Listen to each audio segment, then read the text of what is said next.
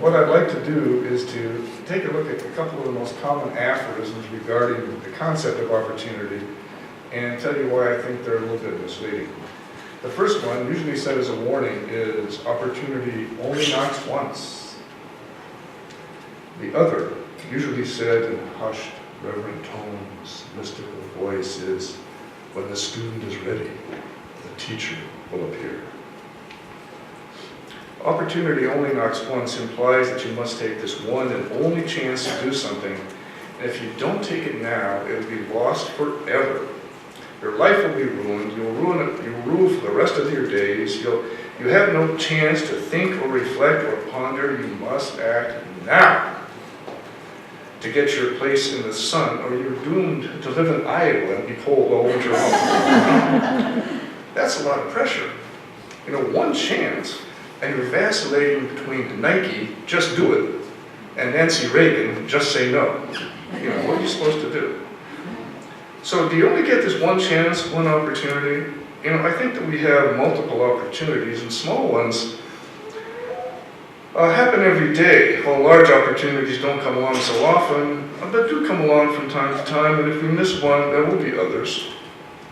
Every time I'm around people, for example, when I go to the grocery store, when I go to Hy-Vee, you know, I get opportunities to learn patience, kindness, compassion. You've all been there. Life-changing opportunities don't happen so often, but when they do, they're never so immediate that we have to make an immediate choice and don't have time to reflect and consider before we make a decision. And we can change our minds and start all over again. How many of you have made career changes in your lives?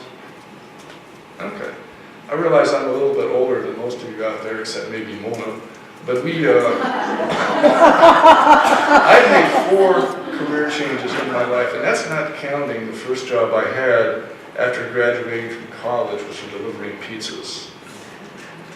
Okay. When the student is ready, the teacher appears implies that there's some third party or force that notices when I'm ready and decides to send me a teacher. Yoda is saying, ready is John. Send him a teacher, I will do. You know, John is ready to learn patience and kindness, and I'm going to send him a real jerk to practice on. There are jerks everywhere, you know, that doesn't happen all the time. Actually, opportunities happen all the time, but the thing is that we need to be present. We need to be in the present in order to perceive the opportunity. For me, that means I need to get out of my ego, that small, self-centered part of my mind, and pay attention to the rest of the world. And I want to talk to you about an opportunity that happened to me about 11 years ago.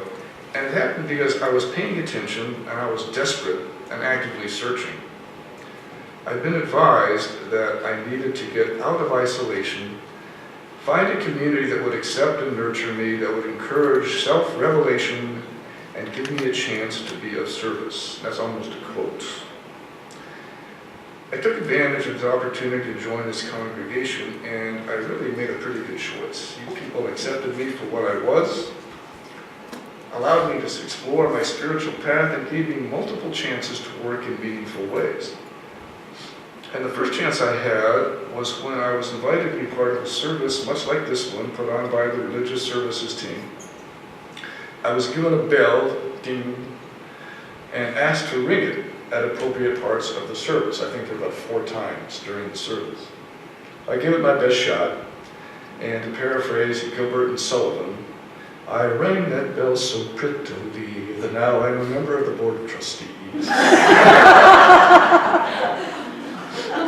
You know, as time went by, I was given many other opportunities, other chances to do work in the congregation. I was able to join the religious services team to plan and perform services. I was able to teach classes with the adult RE team, lead connection circles, chair the leadership development committee, and most recently, serve on the Board of Trustees. Now, I don't mean to imply that this is a hierarchical kind of movement culminating at the pinnacle, you know, being on the Board of Trustees. It was mostly chronological. But some of these opportunities were offered to me and some I sought, But at every opportunity, I had the chance to reflect and decide and ponder whether I was really ready for this opportunity or not. And some of them I said no. Some of the opportunities I said no to at first, second, and third times, but they were all the result of me being open enough to perceive an opportunity, taking the time to think about it, and be willing to say yes. So let me recap here. Opportunities happen all the time. They don't depend on teachers being sent by a third party. It is for us to be present so that we can perceive the opportunities that happen all around us and being willing to think about it, reflect on it, and then say yes and accept a chance.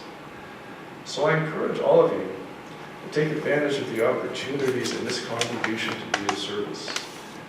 For this service will encourage all of us to grow spiritually, enable this congregation to be the beloved community we would like it to be.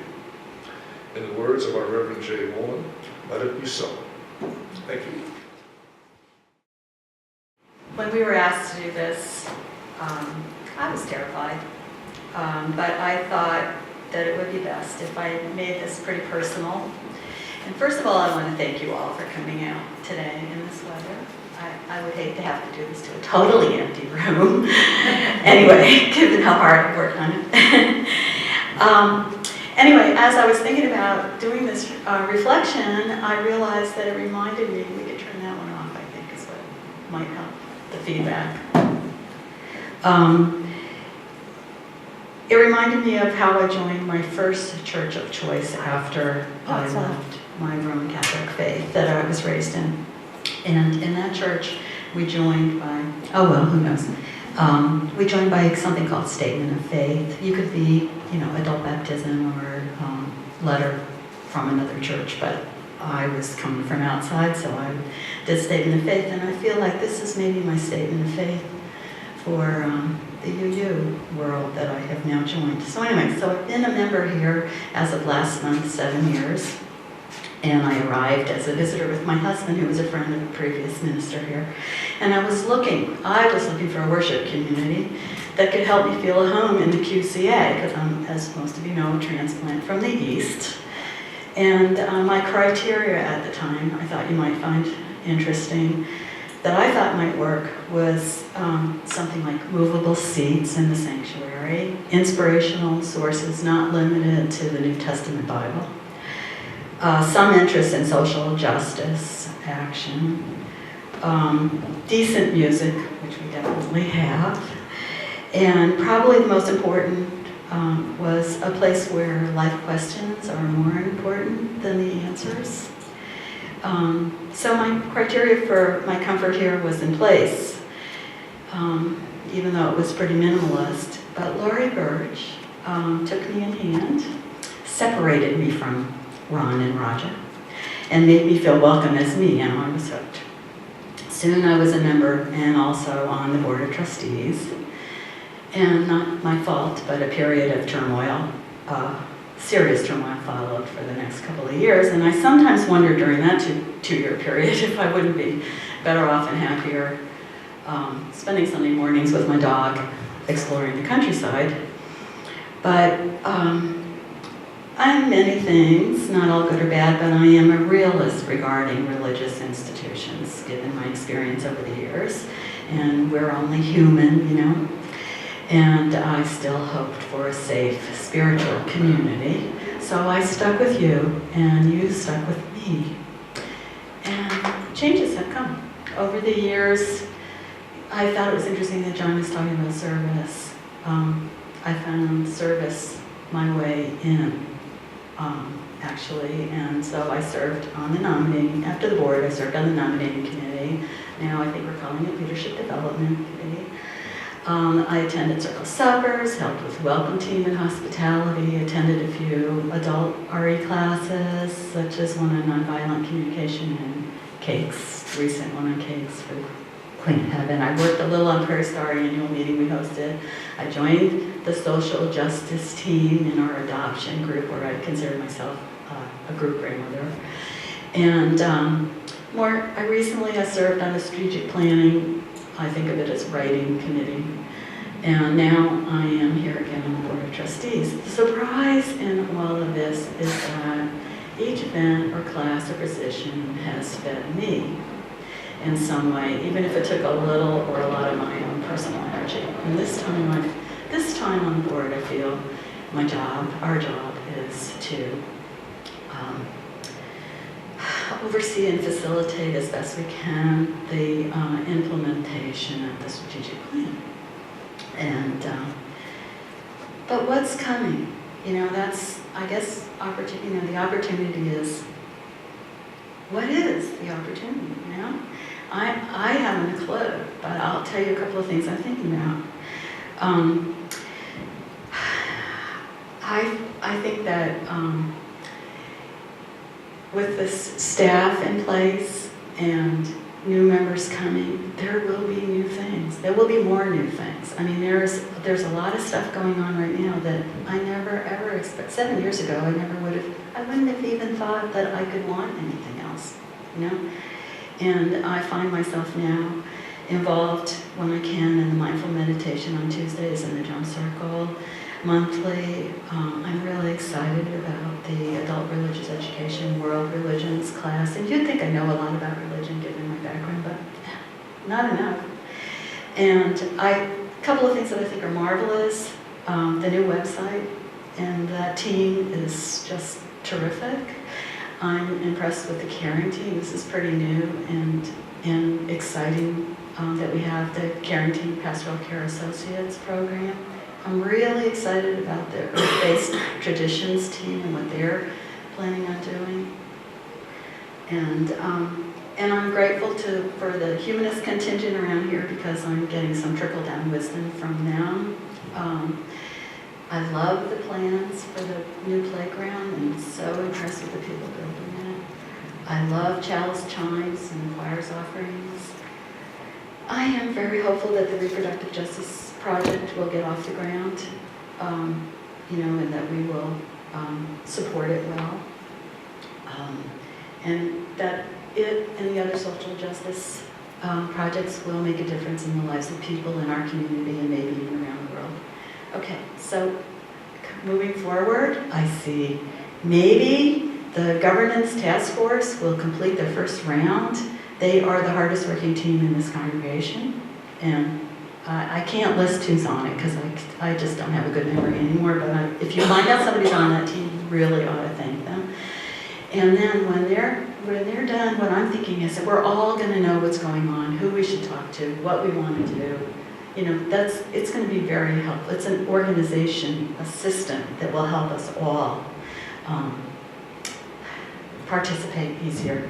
Okay, I'm almost done. I'm out here, but the one thing that I thought, I'm not good at visioning other things, but I know new stuff is coming, and I'm excited about it, and I think it'll be wonderful, and I hope I'm ready. I'm trying to learn to be in the moment. Thank you. I think I'm going to stay with that. Maybe a labyrinth. Maybe after the playground is built, we could have our own labyrinth. Okay, that's it for now. Thank you. When I was asked to reflect on a new year, a new opportunity theme of today's service, I scratched my head and wondered, how will I address today's topic? I then recalled how proud I am to call myself a Unitarian Universalist. I had left all organized religion groups when I was 23 years old. When I was raised, what I was raised with no longer applied or made sense to me. So I started on the long journey that finally brought me to the UU congregation when I was in my 40s. This was when my children were mostly grown and had not been raised in a spiritual home, but I had searched and searched and found nothing except for what I had left at the age of 23. I was immediately drawn into what I found at the UU congregation, and over the years, I settled in to explore my new spiritual identity. I was glad for me, however I was and continue to be sad for being able to raise my children in this faith. If we are going to be a beacon on the hill, we need to be sure the beacon is shining for all who might gain a spiritual home at the UUCQC. This is one of the reasons I am so deeply involved in a leadership role here. I am fully committed to the vision and the mission and the covenant of our UU home. Going through all the strategic planning and implementing the policies and procedures has been a very long process, causing anxiety for many of us. However, today we are seeing the fruition of the implementation of the strategic plan. And in my mind's eye, it's all good. I hope many of you see the positive changes as we have worked together to make this transition happen. The quote from James Freeman Clarke, who was a Unitarian reformer, author, and clergy member, had a quote, and this was from 1868, "Amid all change, we desire something stable. Amid all progress, some central unity of life. Something which deepens as we ascend, while roots itself as we advance, which grows more and more open to the new." Today we have an opportunity to continue in the direction of living vision, mission, and covenant that acts as our guide to who we are and what we will be in community, how will we be in community together. Creating a Future Together was written, it's an article written by the Unitarian Universalist Association, and the quote I'm getting from that material is, "The guiding statements we use as a guide assumes that not only are UU congregations worth strengthening, but also that the message of our religious movement is important to the world around us. We provide a saving message that people need and want to hear, one of equality, social justice, and the glory that there is nothing we need to do to be deemed worthy." This is why I'm a Unitarian Universalist. That is why I want our beacon on the hill to shine brightly. I have found a community that promotes love, reason, and freedom in religion, a community who works to build a more just and peaceful world. I want others to find us and believe we can all continue to work together and toward that goal so we can share our own light. After all, to quote Henry David Thoreau, "What you get by achieving your goals is not as important as what you become by achieving your goals." Blessed be, amen, and namaste.